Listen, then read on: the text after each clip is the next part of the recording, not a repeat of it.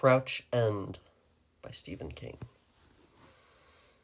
By the time the woman had finally gone, it was nearly 2:30 in the morning. Outside the Crouch End police station, Tottenham Lane was a small, dead river. London was asleep, but London never sleeps deeply, and its dreams are uneasy. P.C. Vetter closed his notebook, which he'd almost filled as the American woman's strange, frenzied story poured out. He looked at the typewriter and the stack of blank forms on the shelf beside it. "This one'll look odd come morning light," he said. P.C. Farnham was drinking a Coke. He didn't speak for a long time. "She was American, wasn't she?" he said finally, as if that might explain most or all of the story she had told. "It'll go in the back file," Vetter agreed, and looked round for a cigarette. "But I wonder—" Farnham laughed. "You don't believe any part of it. Go on, sir, pull the other one." "Didn't say that, did I?" "No. But you're new here." Farnham sat a little straighter. He was 27, and it was hardly his fault that he had been posted here from Muswell Hill to the north, or that Vetter, who was nearly twice his age, had spent his entire uneventful career in the quiet London backwater of Crouch End. "Perhaps, sir," Bly said, "but with respect. Mind, I still think I know a swatch of the old cloth when I see one, or hear one." "Give us a fag, mate," Vetter said, looking amused. "There, what a good boy you are." He lit it with a wooden match from a bright red railway box, shook it out, and tossed the match stub into Farnham's ashtray.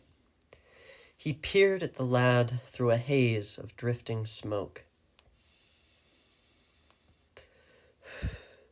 His own days of laddie good looks were long gone.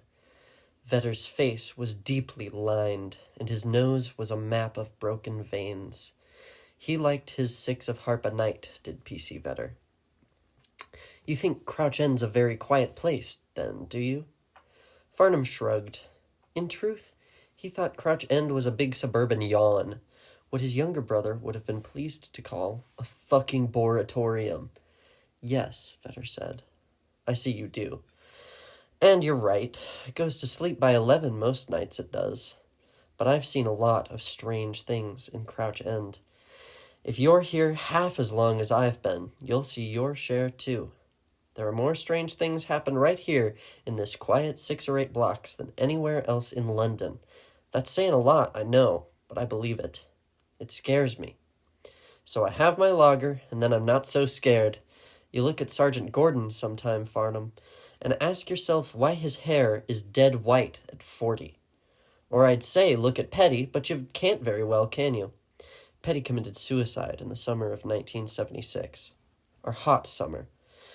It was," Vetter seemed to consider his word, "it was quite bad that summer. Quite bad. There are a lot of us who were afraid they might break through." "Who might break through what?" Farnham asked. He felt a contemptuous smile turning up the corners of his mouth, knew it was far from politique, but was unable to stop it. In his way, Vetter was raving as badly as the American woman had. He had always been a bit queer. The booze, probably. Then he saw Vetter was smiling right back at him. "You think I'm a dotty old prat, I suppose," he said.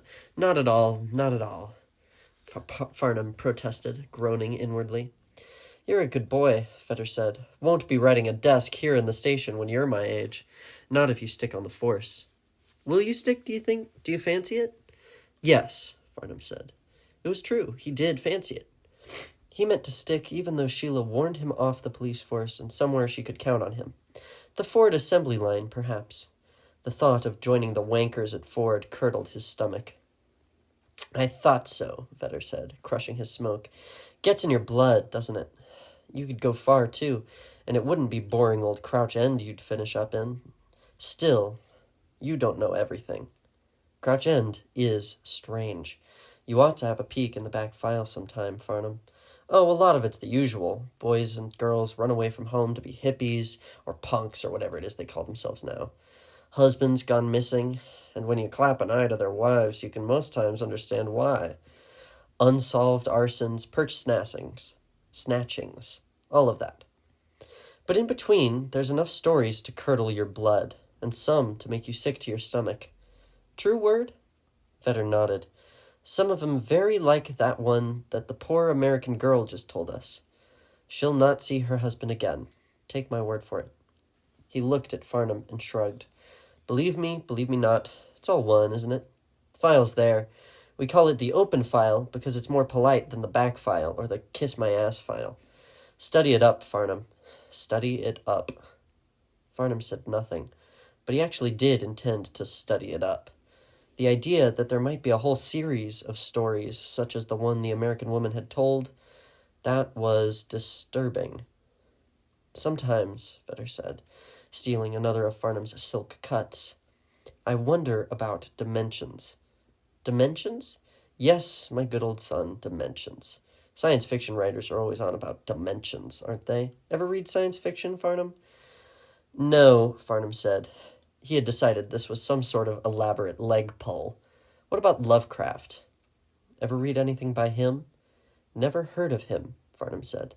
The last fiction he'd read for pleasure, in fact, had been a very small Victorian-era pastiche called Two Gentlemen in Silk Knickers. Well, this fellow Lovecraft was always writing about dimensions, Vetter said, producing his box of railway matches. Dimensions close to ours, full of these immortal monsters that would drive a man mad at one look. Frightful rubbish, of course. Except, whenever one of these people straggles in, I wonder if all of it was rubbish.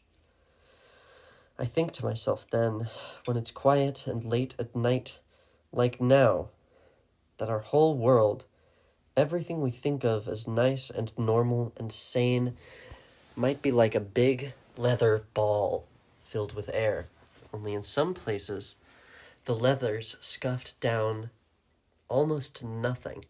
Places where the barriers are thinner. Do you get me? Yes, Farnham said, and thought, maybe you ought to give me a kiss, Vetter. I always fancy a kiss when I'm getting my doodle pulled. Stephen King. And then I think Crouch End's one of those thin places. Silly, but I do have those thoughts. To imaginative, I suspect. My mother always said so anyway. Did she indeed? Yes. You know what else I think? No, sir, not a clue. Highgate's mostly all right. That's what I think. It's just as thick as you'd want between us and the dimensions and Muswell Hill and Highgate. But now you take Archway and Finsbury Park. They border on Crouch End too. I've got friends in both places, and they know of my interest in certain things that don't seem to be anyway rational. Certain crazy stories which have been told, we'll say, by people with nothing to gain by making up crazy stories. Did it occur to you to wonder, Farnham, why the woman would have told us the things she did if they weren't true? Well, Vetter struck a match and looked at Farnham over it. Pretty young woman, 26, 2 kiddies back at her hotel, husband's a young lawyer doing well in Milwaukee or something. What's she to gain by coming in and spouting about the sort of things you only used to see in Hammer films? I don't know, Farnham said stiffly, but there may be So I say to myself, Vetter overrode him, that if there are such things as thin spots, this one could begin at Archway and Finsbury Park. But the very thinnest part is here at Crouch End, and I say to myself, wouldn't it be a day if the last of the leather between us and what's on the inside of that ball just rubbed away? Wouldn't it be a day if even half of what that woman told us was true?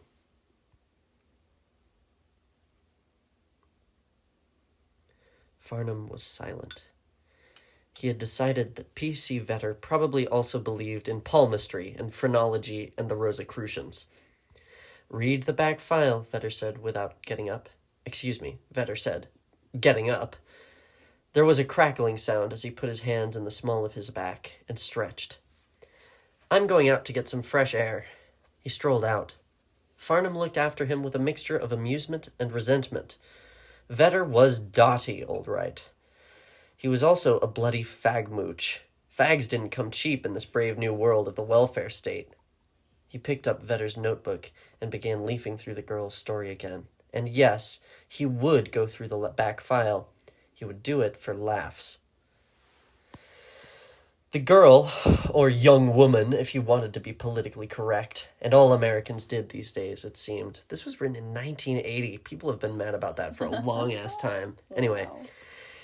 if you wanted to be politically correct, and all Americans did these days, it seemed, had burst into the station at 10:15 the previous evening, her hair in damp strings around her face, her eyes bulging. She was dragging her purse by the strap. "Lonnie," she said, "please, you've got to find Lonnie." "Well, we'll do our best, won't we?" Vetter said, "but you've got to tell us who Lonnie is." "He's dead," the young woman said. "I know he is." She began to cry. Then she began to cackle. Really. She dropped her purse in front of her. She was hysterical. The woman was... Excuse me. The weed is hitting. The station was fairly deserted at that hour on a weeknight. Sergeant Raymond was listening to a Pakistani woman tell, with almost unearthly calm, how her purse had been nicked on Hillfield Avenue by a yob with a lot of football tattoos and a great coxcomb of blue hair. Vetter saw Farnham come in from the anteroom, where he had been taking down old posters. "Have you room in your heart for an unwanted child?" And putting in new ones. "6 rules for safe night cycling." Vetter waved Farnham forward, and Sergeant Raymond, who had looked round at once when he heard the American woman's semi-hysterical voice, back. Raymond, who liked breaking pickpockets' fingers like breadsticks. "Aw, come on, mate," he'd say, if asked to justify this extra-legal proceeding. 50 million wogs can't be wrong. I don't know what that means. Raymond was not the man for a hysterical woman. "Lonnie," she shrieked. "Oh, please, they've got Lonnie." The Pakistani woman turned toward the young American woman, studied her calmly for a moment, then turned back to Sergeant Raymond and continued to tell him how her purse had been snatched. "Miss," P.C. Farnham began. "What's going on out there?" she whispered. Her breath was coming in quick pants. Farnham noticed there was a slight scratch on her left cheek. She was a pretty little hen, with nice boobs, small but pert, and a great cloud of auburn hair. Her clothes were moderately expensive. The heel had come off one of her shoes. "What's going on out there?" she repeated. "Monsters." The Pakistani woman looked over again and smiled. Her teeth were rotten. The smile was gone, like a conjurer's trick, and she took the lost and stolen property form Raymond was holding out to her. "Get the lady a cup of coffee and bring it down to room 3, Vetter said. "Could you do with a cup of coffee, love?" "Lonnie," she whispered, "I know he's dead." "Now, you just come along with old Ted Vetter, and we'll sort this out in a jiff," he said, and helped her to her feet. She was still talking in a low, moaning voice when he led her away, with one arm snugged around her waist. She was rocking unsteadily because of the broken shoe. Farnham got the coffee and brought it into room 3, and a plain white cubicle furnished with a scarred table, 4 chairs, and a water cooler in the corner. He put the coffee in front of her. "Here, love," he said. "This'll do you good. I've got some sugar if—" "I can't drink it," she said. "I couldn't." And then she clutched the porcelain cup, someone's long-forgotten souvenir of Blackpool, in her hands as if for warmth. Her hands were shaking quite badly, and Farnham wanted to tell her to put it down before she slopped the coffee and scalded herself. "I couldn't," she said again. Then she drank, still holding the cup two-handed, the way a child will hold his cup of broth. And when she looked at them, it was a child's look, simple, exhausted, appealing, and at bay somehow. It was as if whatever had happened had somehow shocked her young, as if some invisible hand had swooped down from the sky and slapped the last 20 years out of her, leaving a child in grown-up American clothes in this small white interrogation room in South Crouch End. Lonnie, she said. The monsters, she said. Will you help me? Will you please help me? Maybe he isn't dead. Maybe... I'm an American citizen, she cried suddenly, and then, as if she had said something deeply shameful, she began to sob. Vetter patted her shoulder. There, love, I think we can help find your Lonnie. Your husband, is he? Still sobbing, she nodded. Danny and Norma are back at the hotel. With the sitter, they'll be sleeping, expecting him to kiss them when we come in. Now, if you could just relax and tell us what happened. And where it happened, Farnham added. Vetter looked up at him swiftly, frowning. But that's just it, she cried. I don't know where it happened. I'm not even sure what happened, except that it was horrible. Vetter had taken out his notebook. What's your name, love? Doris Freeman. My husband is Leonard Freeman. We're staying at the Hotel Intercontinental. We're American citizens. This time, the statement of nationality actually seemed to steady her a little. She sipped her coffee and put the mug down. Farnham saw that the palms of her hands were quite red. You'll feel that later, dearie, he thought. Vetter was drudging it all down in his notebook. Now he looked momentarily at P.C. Farnham, just an unobtrusive flick of the eyes. Are you on holiday? He asked. Yes, 2 weeks here and 1 in Spain. We were supposed to have a week in Barcelona. But this isn't helping find Lonnie. Why are you asking me these stupid questions? Just trying to get the background, Mrs. Freeman, Farnham said, without really thinking about it. Both of them had adopted low, soothing voices. Now you go ahead and tell us what happened. Tell it in your own words. Why is it so hard to get a taxi in London? She asked abruptly. Farnham hardly knew what to say, but Vetter responded as if the question were utterly germane to the discussion. Hard to say. Tourists, partly. Why? Did you have trouble getting someone who'd take you out here to Crouch End? Yes, she said. We left the hotel at 3 and came down to Hatchard's bookshop. Is that Haymarket? Near to, Vetter agreed. Lovely. Lovely big bookshop, love, isn't it? We had no trouble getting a cab from the Intercontinental. They were lined up outside. But when we came out of Hatchard's, there was nothing. Finally, when one did stop, the driver just laughed and shook his head when Lonnie said we wanted to go to Crouch End. Aye, they can be right bastards about the suburbs. Begging your pardon, love. I've started doing the accent. It just happens sometimes. Aye, they can be right bastards about the suburbs. Begging your pardon, love, Farnham said. He even refused a £1 tip, Doris Freeman said, and a very American perplexity had crept into her tone.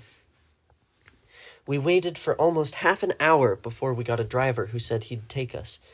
It was 5:30 by then, maybe 5:45.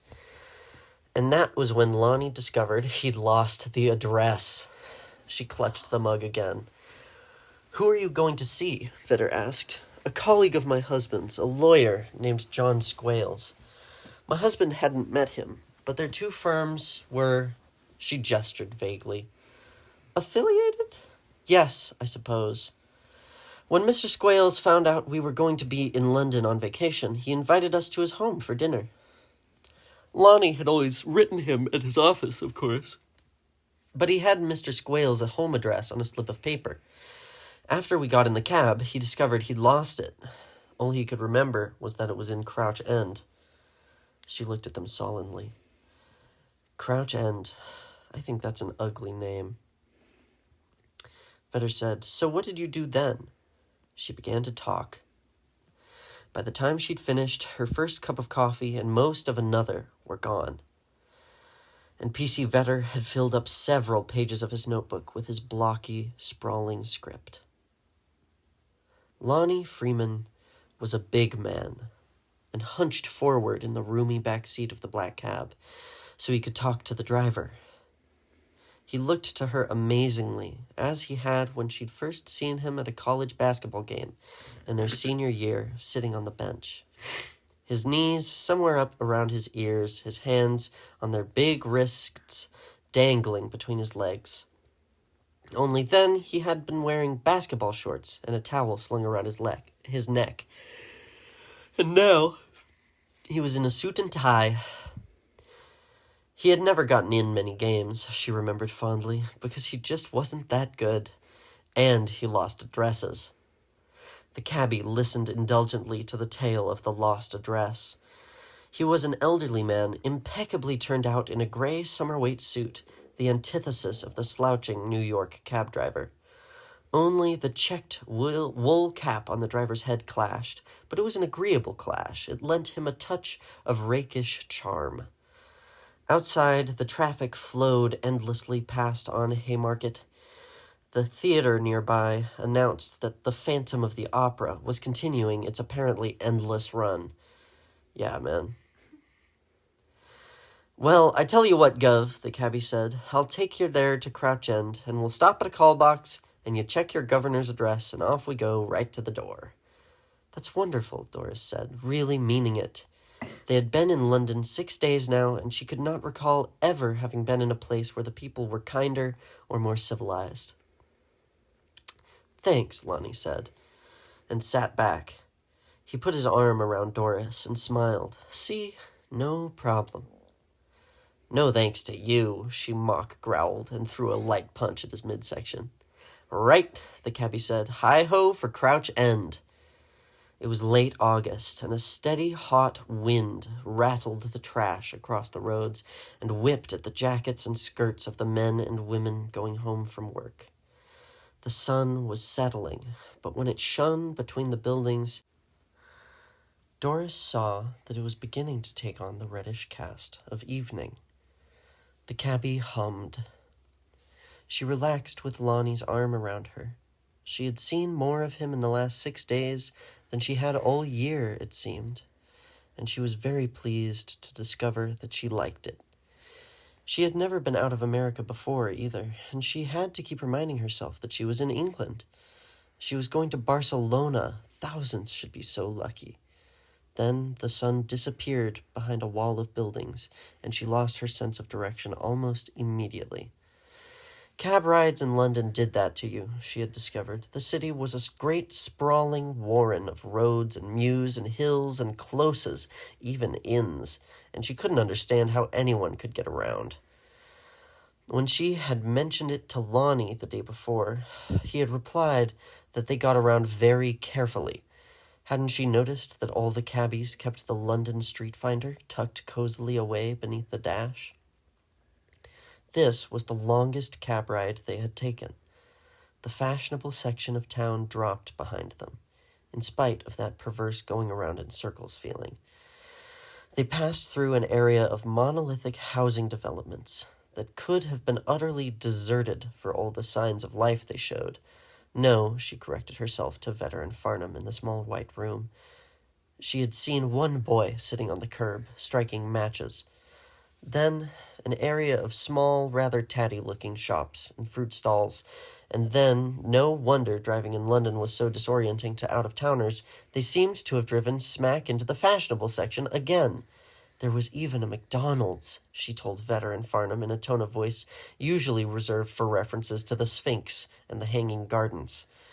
Was there? Vetter replied, properly amazed and respectful. She had achieved a kind of total recall, and he wanted nothing to break the mood, at least until she had told them everything she could. The fashionable section with the McDonald's as its centerpiece dropped away. They came briefly into the clear, and now the sun was a solid orange ball sitting above the horizon, washing the streets with a strange light that made all the pedestrians look as if they were about to burst into flame. It was then that things began to change, she said. Her voice had dropped a little. Her hands were trembling again. Vetter leaned forward, intent. Change? How? How did things change, Mrs. Freeman? They had passed a newsagent's window, she said, and the signboard outside had read, 60 lost in underground horror. Lonnie, look at that. What? He craned around, but the newsagent was already behind them. It said 60 lost in underground horror. Isn't that what they call the subway? The underground? Yes, that or the tube. Was it a crash? I don't know. She leaned forward. Driver, do you know what that was about? Was there a subway crash? A collision, madam? Not that I know of. Do you have a radio? Not in the cab, madam. Lonnie?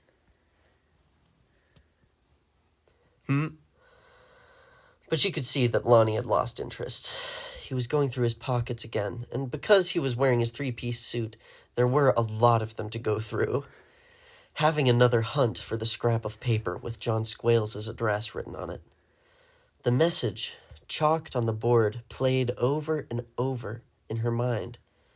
60 killed in tube crash, it should have read. But 60 lost in underground horror. It made her uneasy. It didn't say killed. It said lost, the way news reports in the old days had always referred to sailors who had been drowned at sea.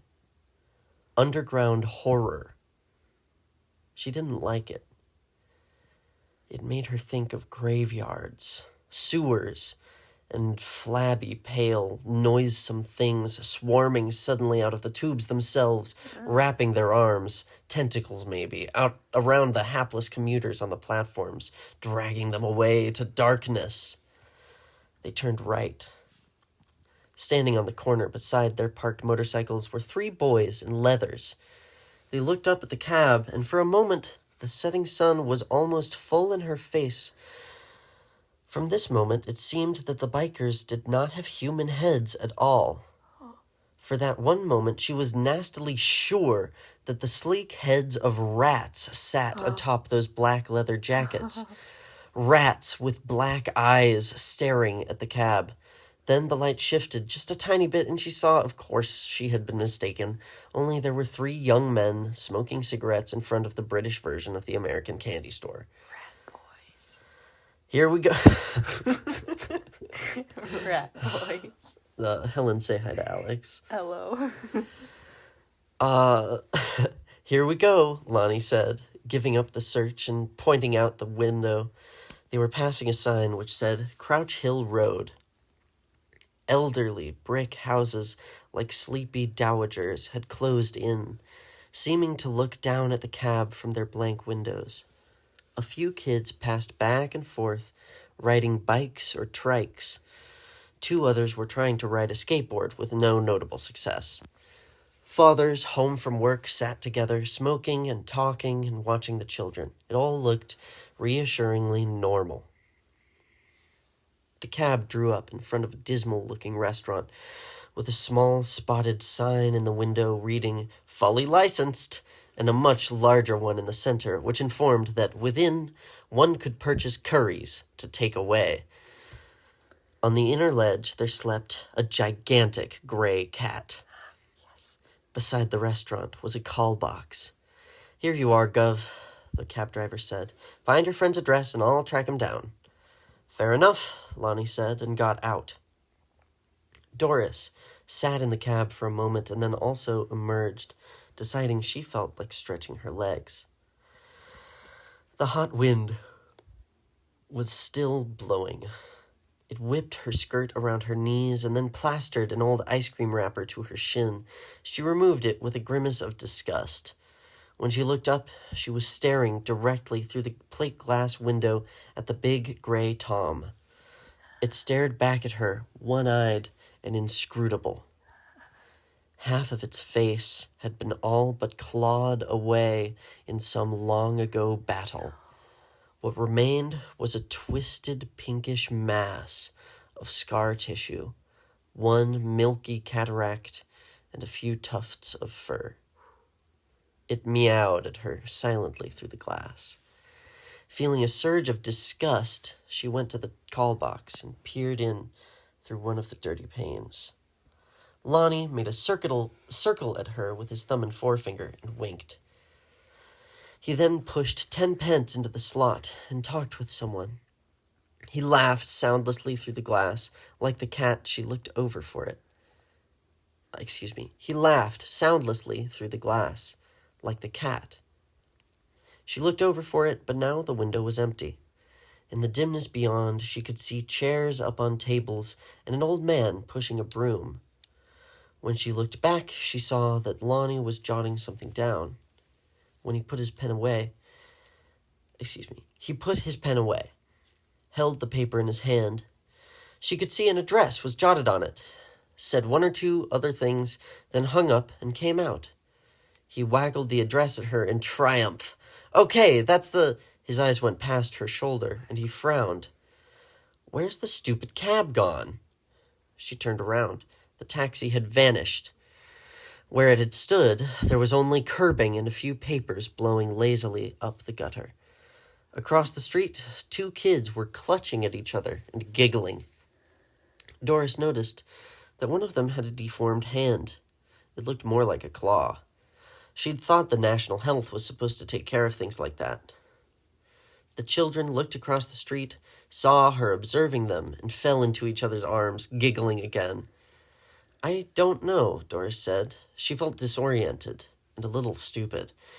The heat, the constant wind that seemed to blow with no gusts or dropped, the almost painted quality of the light. What time was it then? Farnham asked suddenly. I don't know, Doris Freeman said, startled out of her recital. 6, I suppose. Maybe 20 past. I see. Go on, Farnham said, knowing perfectly well that in August, sunset would not have begun even by the loosest standards until well past 7. Well, what did he do? Lonnie asked. Still looking around, it was almost as if he expected his irritation to cause the cab to pop back into view. Just pick up and leave? Maybe when you put your hand up, Doris said, raising her own hand and making the thumb and forefinger circle Lonnie had made in the call box. Maybe when you did that, he thought you were waving him on. I'd have to wave a long time to send him on with 250 on the meter, Lonnie grunted, and walked over to the curb. On the other side of Crouch Hill Road, the two small children were still giggling. Hey, Lonnie said, you kids. You an American, sir? Asked the boy with the claw hand. Yes, Lonnie said, smiling. Did you see the cab over there? Did you see where it went? The two children seemed to consider the question. The boy's companion was a girl of about 5, with untidy brown braids sticking off in opposite directions. She stepped forward to the opposite curb, formed her hands into a megaphone, and, still smiling, she screamed it through her megaphoned hands and her smile. She cried at them, "Bugger off, Joe." Lonnie's mouth dropped open. Sir, sir, sir, the boy screeched, saluting wildly with his deformed hand. Then the two of them took to their heels and fled around the corner and out of sight, leaving only their laughter to echo back. Lonnie looked at Doris, dumbstruck. I guess some of the kids in Crouch End aren't too crazy about Americans, he said lamely. She looked around nervously. The street now appeared deserted. He slipped an arm around her. Well, honey, looks like we hike. I'm not sure I want to. Those two kids might have gone to get their big brothers. She laughed to show it was a joke, but there was a shrill quality to the sound. The evening had taken on a surreal quality she didn't much like. She wished they had stayed at the hotel.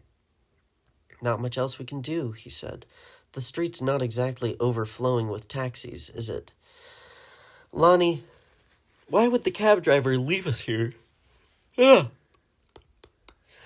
Why would the cab driver leave us here like that? He seemed so nice. Don't have the slightest idea. But John gave me good directions. He lives in a street called Brass End, which is a very minor dead-end street, and he said it wasn't in the street finder.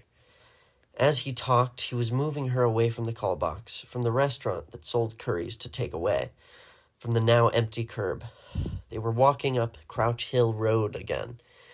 We take a right onto Hillfield Avenue, left halfway down, then our first right. Or was it left? Anyway, onto Petrie Street. Second left is Brass End. And you remember all that? I'm a star witness, he said bravely, and she just had to laugh. Lonnie had a way of making things better.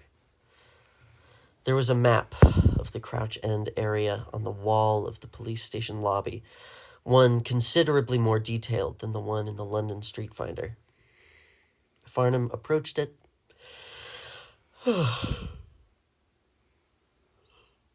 It's getting late.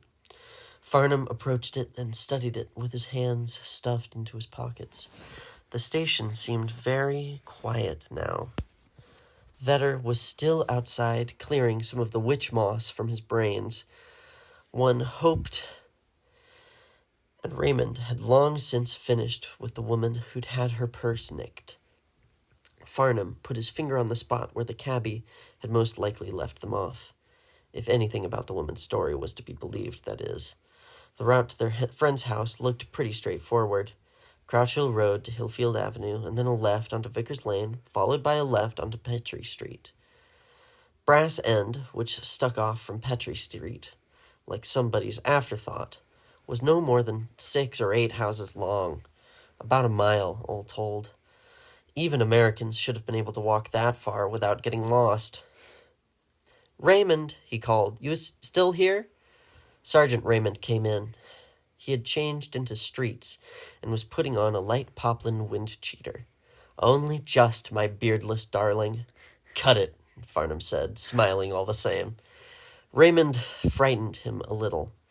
One look at the spooky sod was enough to tell you he was standing a little too close to the fence that ran between the yard of the good guys and that of the villains. There was a twisted white line of scar running like a fat string from the left corner of his mouth, almost all the way to his Adam's apple. He claimed a pickpocket has once nearly cut his throat with a jagged bit of bottle. Claimed that's why he broke their fingers. Farnham thought that was the shit. He thought Raymond broke their fingers because he liked the sound they made, especially when they popped at the knuckles. "Got a fag?" Raymond asked. Farnham sighed and gave him one. As he lit it, he asked, "Is there a curry shop on Crouch Hill Road?" "Not to my knowledge, my dearest darling," Raymond said. "That's what I thought." "Got a problem, dear?" "No," Farnham said, a little too sharply, remembering Doris Freeman's clotted hair and staring eyes. Near the top of Crouch Hill Road, Doris and Lonnie Freeman turned onto Hillfield Avenue, which was lined with imposing and gracious-looking homes. Nothing but shells, she thought, probably cut up with surgical precision into apartments and bedsitters inside. "So far, so good," Lonnie said. "Yes, it's," she began, and that was when the low moaning arose. They both stopped. The moaning was coming almost directly from their right, where a high hedge ran around a small yard. Lonnie started toward the sound, and she grasped his arm. "Lonnie, no!" "What do you mean, no?" he asked. "Somebody's hurt." She stepped after him nervously. The hedge was high, but thin. He was able to brush it aside and reveal a small square of lawn outlined with flowers. The lawn was very green. In the center of it was a black, smoking patch, or at least that was her first impression. When she peered around Lonnie's shoulder again, his shoulder was too high for her to peer over it. She saw it was a hole, vaguely man-shaped. The tendrils of smoke were emanating from it. 60 lost in underground horror, she thought abruptly. The moaning was coming from the hole, and Lonnie began to force himself through the hedge toward it. "Lonnie," she said, "please don't." "Someone's hurt," he repeated, and pushed himself the rest of the way through with a bristly, tearing sound. She saw him going toward the hole, and then the hedge snapped back, leaving her nothing but a vague impression of his shape as he moved forward. She tried to push through after him and was scratched. She tried to push through after him and was scratched by the short, stiff branches of the hedge for her trouble. She was wearing a sleeveless blouse. "Lonnie," she called, suddenly very afraid. "Lonnie, come back." "Just a minute, hun." The house looked at her impassively over the top of the hedge. The moaning sounds continued, but now they sounded lower, guttural, somehow gleeful. Couldn't Lonnie hear that? "Hey, is somebody down there?" she heard Lonnie ask. "Is there... Oh, hey, Jesus!" And suddenly Lonnie screamed.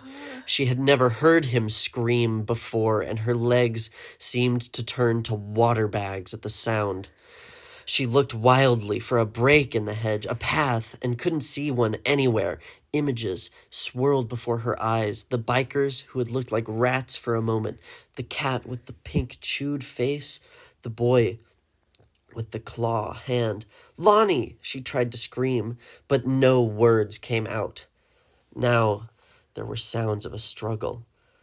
The moaning had stopped, but there were wet, sloshing sounds from the other side of the hedge. Then suddenly Lonnie came flying back through the stiff, dusty green bristles as if he had been given a tremendous push. The left arm of his suit coat was torn, and it was splattered with runnels of black stuff that seemed to be smoking as the pit in the lawn had been smoking. "Doris, run!" "Lonnie, what? Run!" His face pale as cheese. Doris looked around wildly for a cop, for anyone, but Hillfield Avenue might have been part of some great deserted city for all the life or movement she saw. Then she glanced back at the hedge and saw something else was moving behind there, something that was more than black. It seemed ebony, the antithesis of light, and it was sloshing. A moment later, the short, stiff branches of the hedge began to rustle. She stared, hypnotized. She might have stood there forever, so she told Veteran Farnham, if Lonnie hadn't grabbed her arm roughly and shrieked at her. Yes, Lonnie, who had never even raised his voice at the kids, had shrieked. She might have been standing there yet. Standing there. But they ran. "Where?" Farnham had asked, but she didn't know. Lonnie was totally undone, in a hysteria of panic and revulsion that was all she really knew. He clamped his fingers over her wrist like a handcuff, and they ran from the house looming over the hedge, and from the smoking hole in the lawn. She knew those things for sure. The rest was all only a chain of vague impressions. At first it had been hard to run, and then it got easier because they were going downhill. They turned, and then turned again. Gray houses with high stoops and drawn green shades seemed to stare at them like blind pensioners. She remembered Lonnie pulling off his jacket, which had been splattered with that black goo, and throwing it away. At last they came to a wider street. "Stop," she panted. "Stop. I can't keep up." Her free hand was pressed to her side, where a red-hot spike seemed to have been planted. And he did stop. They had come out of the residential area and were standing at the corner of Crouch Lane and Morris Road. A sign on the far side of Morris Road proclaimed that they were but 1 mile from Slaughter Town. "Town?" Vetter suggested. "No," Doris Freeman said. "Slaughter Town, with an E." Raymond crushed out the cigarette he had cadged from Farnham. "I'm off," he announced, and then looked more closely at Farnham. My poppet should take better care of himself. He's got big, dark circles under his eyes. Any hair on your palms to go with it, my pet?" He laughed uproariously. "Ever heard of a Crouch Lane?" Farnham asked. "Crouch Hill Road, you mean?" "No, I mean Crouch Lane." "Never heard of it. What about Norris Road?" "There's the one cuts off from the High Street in Basingstoke." "No, here." "No, not here, Poppet." For some reason he couldn't understand. The woman was obviously buzzed. Farnham persisted. "What about Slaughter Town?" "Town, you said? Not town?" "Yes, that's right. Never heard of it, but if I do, I believe I'll steer clear." "Why's that?" "Because, in the old Druid lingo, a tuin, or towan, was a place of ritual sacrifice, where they abstracted your liver and lights, in other words." And zipping up his wind cheater, Raymond glided out. Farnham looked after him uneasily. He made that last part up, he told himself. What a hard copper like Sid Raymond knows about the Druids. You could carve on the head of a pin and still have room for the Lord's Prayer. Right. And even if he had picked up a piece of information like that, it wouldn't change that the woman might be going crazy, Lonnie said, and laughed shakily. Doris had looked at her watch earlier and saw that it somehow had gotten to be 7:15. The light had changed. From a clear orange, it had gone to a thick, murky red that glared off the windows of the shops in Norris Road and seemed to face a church steeple across the way in clotted blood. The sun was an oblate sphere on the horizon. "What happened back there?" Doris asked. "What was it, Lonnie?" "Lost my jacket, too. Hell of a note. You didn't lose it. You took it off. It was covered with—" "Don't be a fool," he snapped at her. But his eyes were not snappish. They were soft, shocked, wandering. Bless you. "I lost it. That's all." "Lonnie, what happened when you went through the hedge?" "Nothing. Let's not talk about it." "Where are we?" "Lonnie, I can't remember," he said more softly. "It's all a blank. We were there. We heard a sound. Then I was running. That's all I can remember." And then he added in a frighteningly childish tone, "Why would I throw my jacket away? I liked that one. It matched the pants."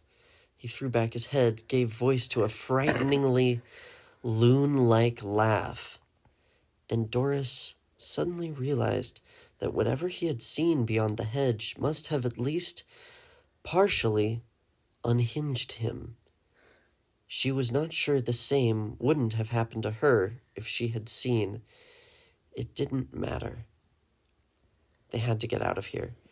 Get back to the hotel where the kids were. Let's get a cab. I want to go home." "But, John," he began. "Never mind, John," she cried. "It's wrong. Everything here is wrong, and I want to get a cab. I said it again.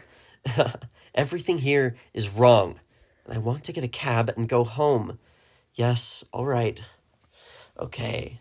Lonnie passed a shaking hand across his forehead. "I'm with you. The only problem is there aren't any." There was, in fact, no traffic at all on Norris Road, which was wide and cobbled. Directly down the center of it ran a set of old tram tracks. On the other side, in front of a flower shop, an ancient 3-wheeled D car was parked. Farther down, on their own side, a Yamaha motorbike stood aslant on its kickstand. That was all. They could hear cars, but the sound was far away, diffuse. "Maybe the street's closed for repairs," Lonnie muttered, and then had done a strange thing. Strange, at least for him, who was ordinarily so easy and self-assured. He looked back over his shoulder, as if afraid they had been followed. "We'll walk," she said. "Where?" "Anywhere. Away from Crouch End. We can get a taxi if we get away from here." She was suddenly positive of that, if of nothing else. All right. Now he seemed perfectly willing to entrust the leadership of the whole matter to her. They began walking along Norris Road toward the setting sun. The faraway hum of the traffic remained constant, not seeming to diminish, not seeming to grow any either. It was like the constant push of the wind. The desertion was beginning to nibble at her nerves. She felt they were being watched, tried to dismiss the feeling, and found that she couldn't. The sound of their footfalls, 60 lost in underground horror, echoed back to them. The business at the hedge played on her mind more and more, and finally she had to ask again, "Lonnie, what was it?" He answered simply, "I don't remember, and I don't want to." They passed a market that was closed. A pile of coconuts, like shrunken heads seen back too, were piled against the window. They passed a laundrette where white machines had been pulled from the washed-out pink plasterboard walls like square teeth from dying gums. They passed a soap-streaked show window with an old "Shop to Lease" sign in the front. Something moved behind the soap streaks, and Doris saw, peering out at her, the pink and tufted, battle-scarred face of a cat, the same gray Tom. She consulted her interior workings and tickings and discovered that she was in a state of slowly building terror. She felt as if her intestines had begun to crawl sluggishly around and around within her belly. Her mouth had a sharp, unpleasant taste, almost as if she had dosed with a strong mouthwash. The cobbles of Norris Road bled fresh blood in the sunset. They were approaching an underpass, and it was dark under there. "I can't," her mind informed her matter-of-factly. "I can't go under there. Anything might be under there. Don't ask me because I can't." Another part of her mind asked if she could bear for them to retrace their steps past the empty shop with the traveling cat in it. How had it gotten from the restaurant to here? Best not to ask or even wonder about it too deeply. Past the weirdly oral shambles of the laundrette, past the market of the shrunken heads. She didn't think she could. They had drawn closer to the underpass now. A strangely painted 6-car train, it was bone white, lunged over it with startling suddenness, a crazy steel bride rushing to meet her groom. The wheels kicked up bright spinners of sparks. They both leaped back involuntarily, but it was Lonnie who cried out. She looked at him and saw that in the last hour he had turned into someone she had never seen before, had never even suspected. His hair appeared somehow grayer, and while she told herself firmly as she could that it was just a trick of the light, it was the look of his hair that decided her. Lonnie was in no shape to go back. Therefore, the underpass.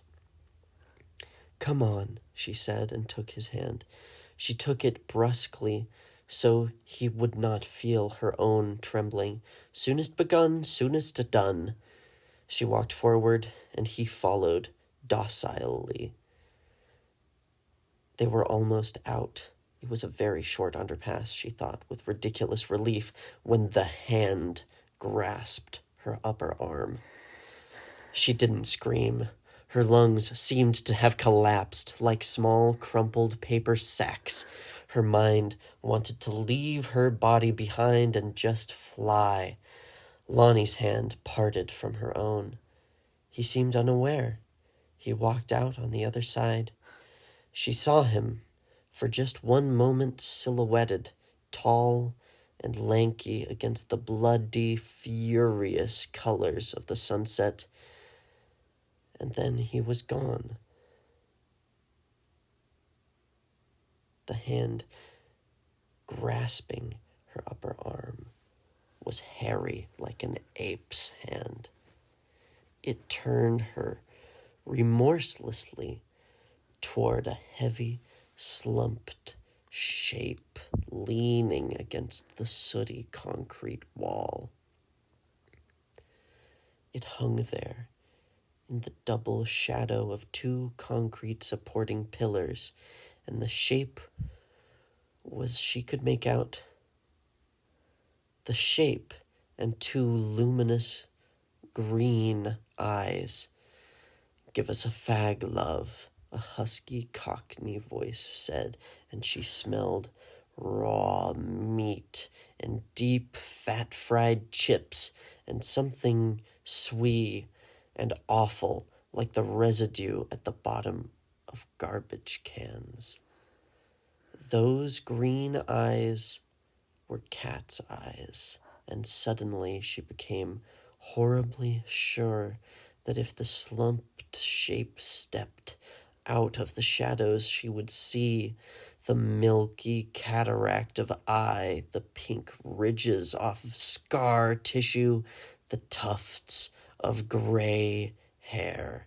She tore free, backed up, and felt something skid through the air near her. A hand? Claws? A spitting, hissing sound. Another train charged overhead. The roar was huge, brain-rattling.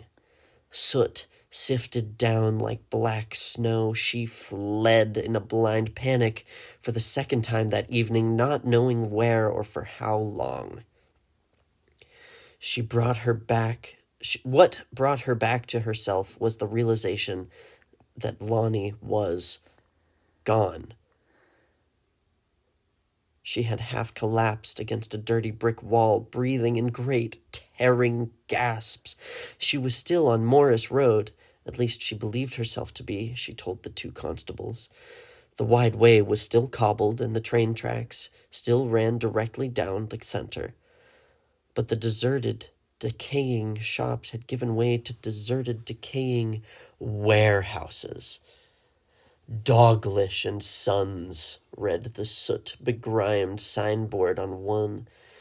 A second had the name Al-Hazred, emblazoned in ancient green across the faded brickwork. Below the name was a series of Arabic pothooks and dashes. "Lonnie," she called. There was no echo, no carrying in spite of the silence. No, not complete silence, she told them. There was still the sound of traffic, and it might have been closer, but not much. The word that stood for her husband seemed to drop from her mouth and fall like a stone at her feet. The blood of sunset had been replaced by the cool gray ashes of twilight. For the first time, it occurred to her that night might fall upon her here in Crouch End, if she was still indeed in Crouch End, and that thought brought fresh terror. She told Veteran Farnham that there had been no reflection, no logical train of thought on her part during the unknown length of time between their arrival at the call box and the final horror. She had simply reacted like a frightened animal, and now she was alone. She wanted Lonnie. She was aware of that much, but little else. Certainly it did not occur to her to wonder why this area, which must surely lie within 5 miles of Cambridge Circus, should be utterly deserted. Doris Freeman set off walking, calling for her husband. Her voice did not echo, but her footfalls seemed to. The shadows began to fill Norris Road. Overhead, the sky was now purple. It might have been some distorting effect of the twilight or her own exhaustion, but the warehouses seemed to lean hungrily over the road. The windows, caked with the dirt of decades or centuries, perhaps, seemed to be staring at her. And the names on the signboards became progressively stranger, even lunatic at the very least, unpronounceable. The vowels were in the wrong places, and consonants had been strung together in a way that would make it impossible for any human tongue to get around them. Cthulhu Creon, read one, with more of those Arabic pothooks beneath it. Yog Soggoth, read another. Ryella, said yet another. There was one that she remembered particularly. Nertesenialathotep. How could you remember such gibberish? Farnham asked her. Doris Freeman shook her head, slowly and tiredly. I don't know. I really don't. It's like a nightmare you want to forget as soon as you wake up, but it won't fade away like most dreams do. It just stays and stays and stays. Norris Road seemed to stretch on into infinity, cobbled, split by tram tracks, and although she continued to walk, she wouldn't have believed she could run, although later she said she did. She no longer called for Lonnie. She was in the grip of a terrible, bone-rattling fear, a fear so great she would not have believed a human being could endure it without going mad or dropping dead. It was impossible for her to articulate her fear except in one way, and even this, she said, only began to bridge the gulf which had opened within her mind and heart. She said it was as if she were no longer on Earth, but on a different planet, a place so alien that the human mind could not even begin to comprehend it. The angles seemed different, she said. The colors seemed different, but it was hopeless. She could only walk under a gnarled plum sky between the eldritch hulking buildings and hope that it would end, as it did. She became aware of two figures standing on the side wall ahead of her. The children she and Lonnie had seen earlier. The boy was using his claw hand to stroke the girl's ratty braids.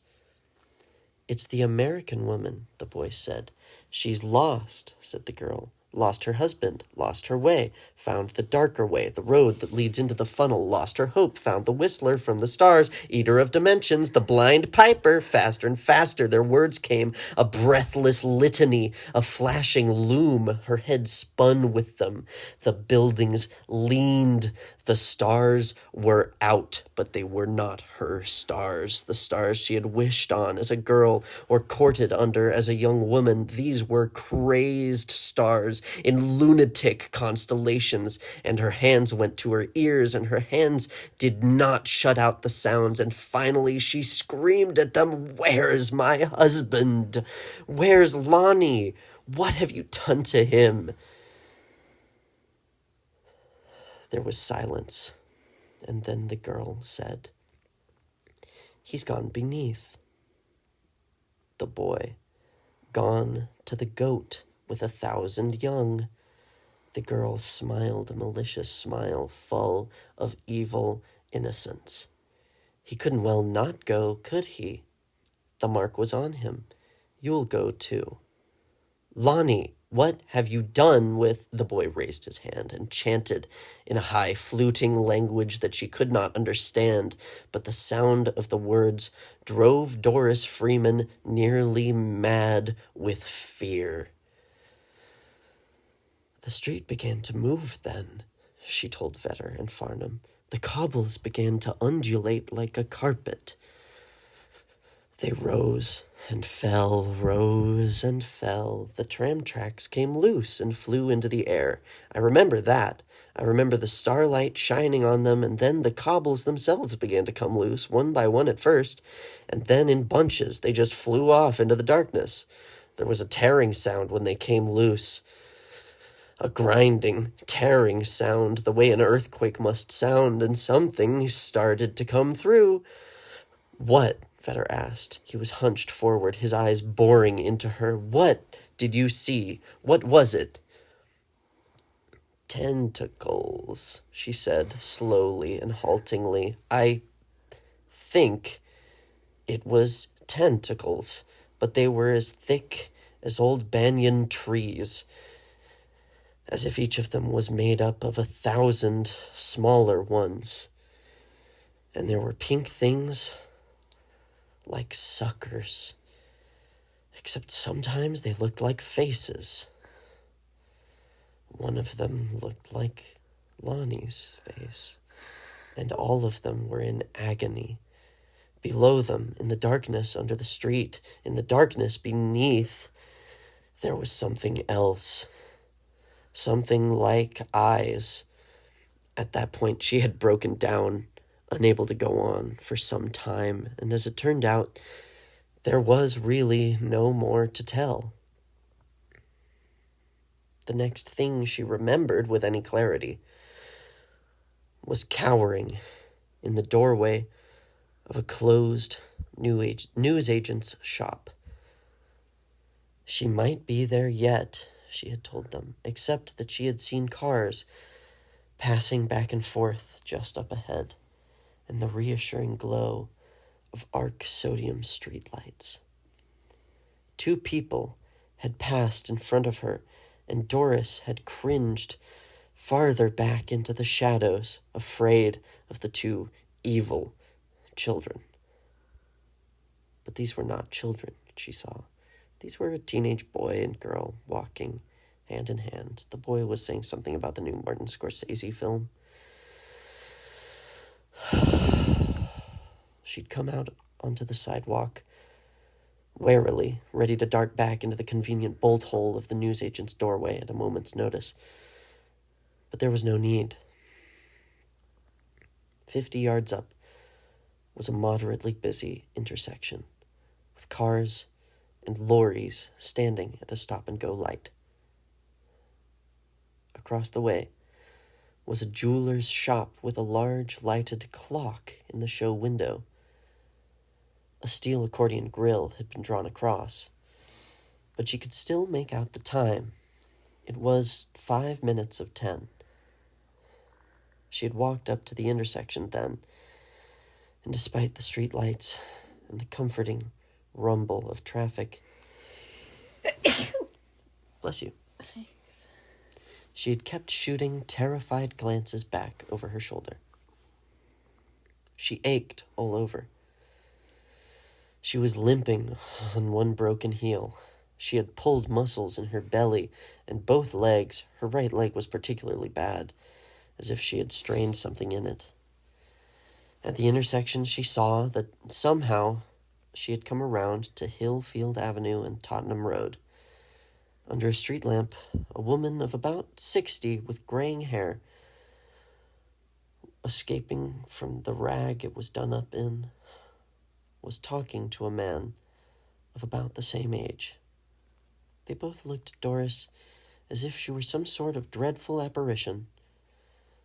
"Police," Doris Freeman croaked. "Where's the police station? I'm an American citizen. I've lost my husband. I need the police." "What's happened then, lovey?" the woman asked, not unkindly. "You look like you've been through the ringer, you do." "Car accident?" her companion asked. "No, not... Please, is there a police station near here?" "Right up Tottenham Road," the man said. He took a package of Players from his pocket. "Like a cig? You look like you could use one." "Thank you," she said, and took the cigarette, although she had quit nearly 4 years ago. The elderly man had to follow the jittering tip of it with his lighted match to get it to going for her. He glanced at the woman with her hair bound up in the rag. "I'll just take a little stroll up with her, Evie. Make sure she gets there all right." "I'll come along as well then, won't I?" Evie said, and put an arm around Doris's shoulders. "Now what is it, lovey? Did someone try to mug you?" "No," Doris said. I... The street. There was a cat with only one eye. The street opened up. I saw it. And they said something about a blind piper. I've got to find Lonnie. She was aware that she was speaking incoherencies, but she seemed helpless to be any clearer. And at any rate, she told Vetter and Farnham she hadn't been all that coherent, because the man and woman had drawn away from her as if, when Evie asked what the matter was, Doris had told her it was bubonic plague. The man said something then. Happened again, Doris thought it was. The woman pointed. "Station's right up there. Globes hanging in front. You'll see it." Moving very quickly, the two of them began to walk away. The woman glanced back over her shoulder once. Doris Freeman saw her wide, gleaming eyes. Doris took 2 steps after them, for what reason she did not know. "Don't you come near," Evie called shrilly, and forked the sign of the evil eye at her. She simultaneously cringed against the man who put an arm around her. "Don't you come near if you've been to Crouch End Towen."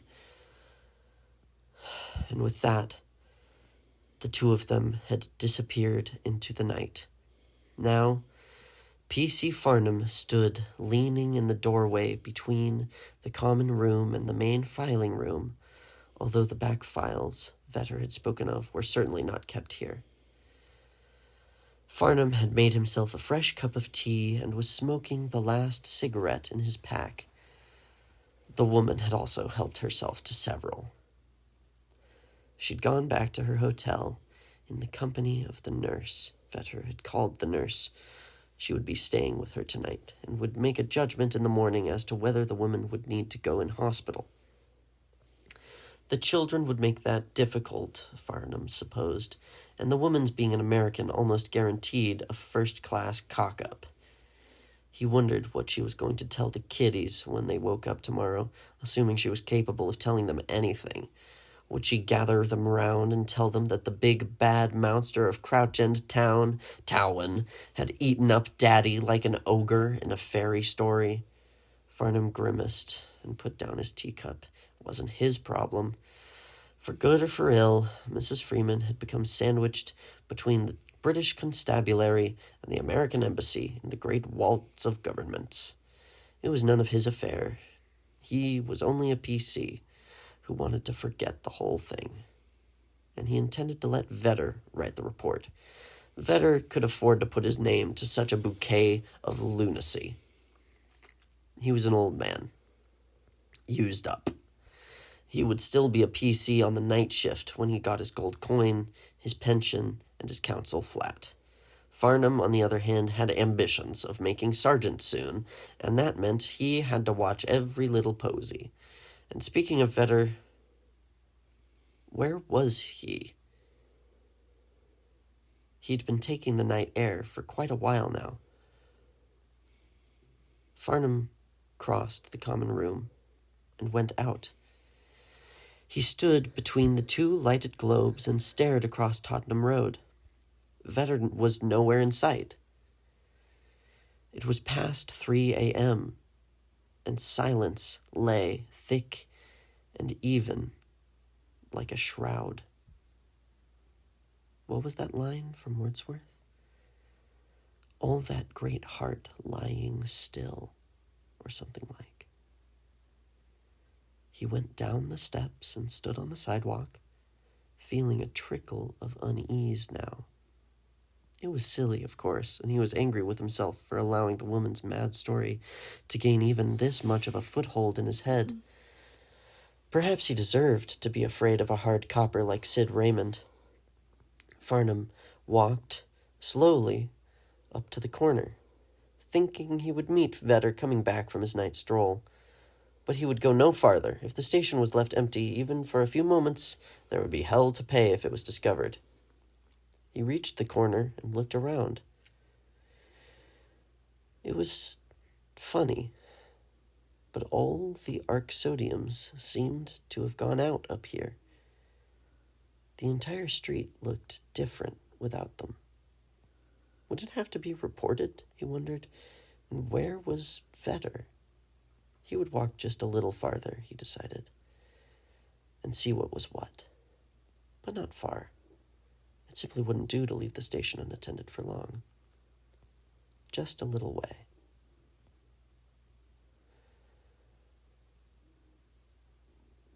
Vetter came in less than 5 minutes after Farnham had left. Farnham had gone in the opposite direction, and if Vetter had come along a minute earlier, he would have seen the young constable standing indecisively at the corner for a moment before turning it and disappearing forever. Farnham? No answer, but the buzz of the clock on the wall. Farnham? He called again, and then wiped his mouth with the palm of his hand.